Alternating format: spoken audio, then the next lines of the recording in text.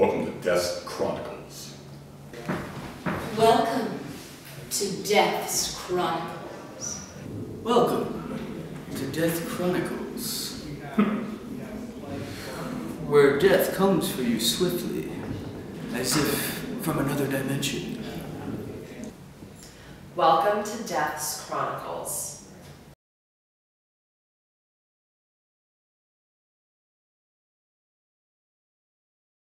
My name is David James Ferrier, and I'm auditioning for the role of the host. Hear the tolling of the bells? Iron bells! What a world of solemn thought their monody compels.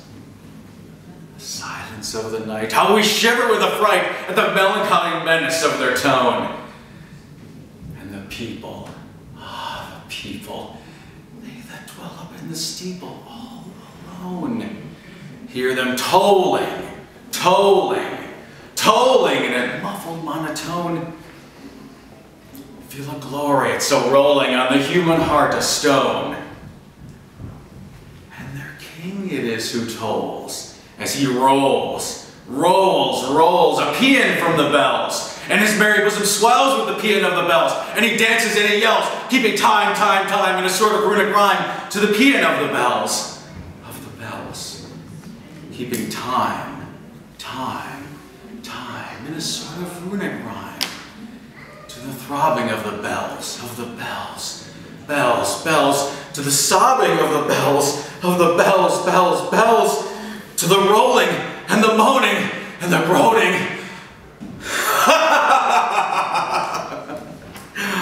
Oh, the bells.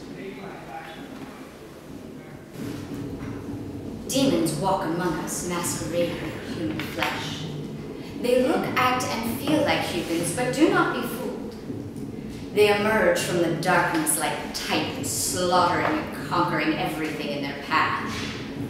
Demons like this rarely meet, but when they do, it is only a matter of time before they destroy each other. I have only known of two who have come face to face, and they made the greatest error of all. They fell in love.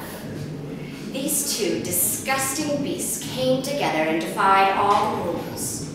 But, as demons do, they suffered the same fate as all the rest. Their love made the war between them more despicable, and in the end, the only mutual feelings they had was an intense lust for blood. Oh yes, demons walk among us, but they are not the monsters you read about in books or see in movies. They are people with an abnormal obsession with death and violence, bloodshed, carnage. And if two of these said demons should ever cross paths and notice, both of them must die.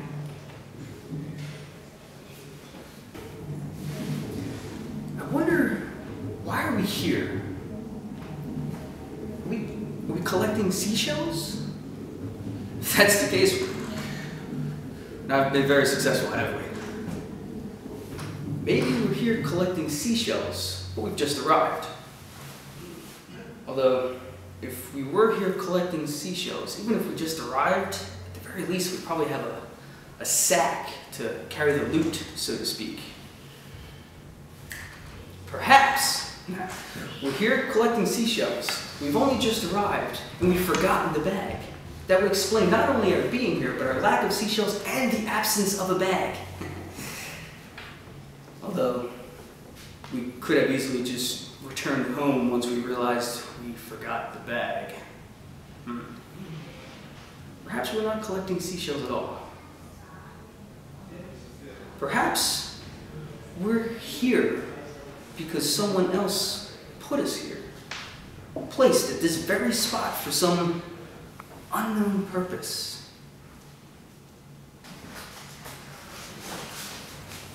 Good evening, Death here!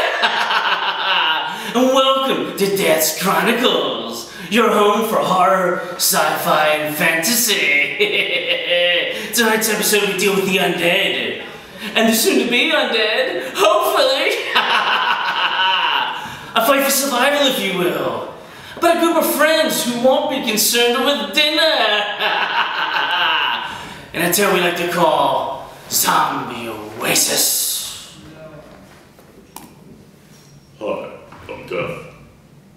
You might remember me from such fatalistic events such as Julius Caesar, Cleopatra, World War I, and the demise of the Republican Party. Yeah! So you want to join my team? Let's see if you qualify. Do you have a tragic past? Are you miserable? Are you violent on the inside? Do you seek fame and fortune? Do you seek the hell within yourself? Do you like naked girls? If you answer yes to any of those questions, I say, well.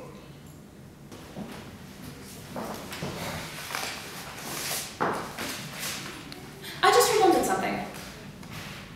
16 years ago, I killed 2 children. A little boy and a little girl, yeah, brother and sister. Now, I'm telling you, for the most part, I'm very shy. I like to sit back and relax and wait for something to come by so that I can kill it and eat it. But, anyway, I am a simple gal with simple tastes. Anyhow, these children had wandered away from their village. The girl was collecting wood or something, and I watched them curve around the corner. I was absolutely still. At one point, the little boy, he looked directly at me, into my eyes. He didn't register their significance. He never did. I was hungry. They were food. And I caused untold misery to the parents of those children, but what could I do? It wasn't cruel. It was lunch.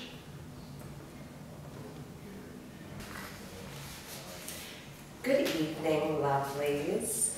My name is Samantha, and I am the host here of Death Chronicles. Tonight, I assume that you, like me, are home alone, since I recently broke up with my boyfriend, Zombie Nick. Zombie Nick was, he was great, he was sweet, kind of guy who could take you to a 5-star restaurant and just split the waiter's brains with you, but, you know, there wasn't a lot of depth to him. That's usually the problem with zombies, right? Anyway, as an ode to Zombie Nick, I decided that we could stay in and watch zombie movies tonight. So the first film on tap is Zombie Oasis. My dear viewers, I really must inform you that you're already dead. The worms have eaten your eyes, and your souls are now my captive audience as we explore Death's Chronicles. Our next story is about a stripper who sought to rise up in society, but found herself sliding down a pole 6 feet underground, having to strip off everything, including her flesh.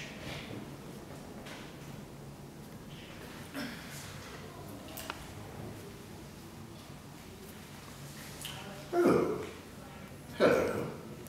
Welcome to the Zombie Oasis overlooking the River Styx. I see you have a reservation. Oh. You feel you have arrived by mistake? I assure you, death makes no mistakes. You have been chosen to take part in tonight's tale firsthand. And I must say, it involves many guests who I have personally touched to end their miserable lives. Unfortunately, some of them were not ready to die. So now they roam the oasis as rotting flesh. The undead. Zombies, hello, is this sinking in? But come, relax, enjoy your stay. Get a nice crispy tan over on the veranda.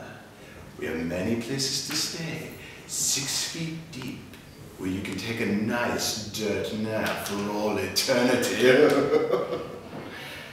But should you feel the urge to rise from your slumber, your body can check out any time it likes, but your soul can never leave. No, I mean it. It's non-refundable. I have to keep hell packed with fresh souls, you know. Oh, you think you're smart enough to talk your way out of this? I knew a smart man once. He was quoted as saying, "Death is a debt we all must pay."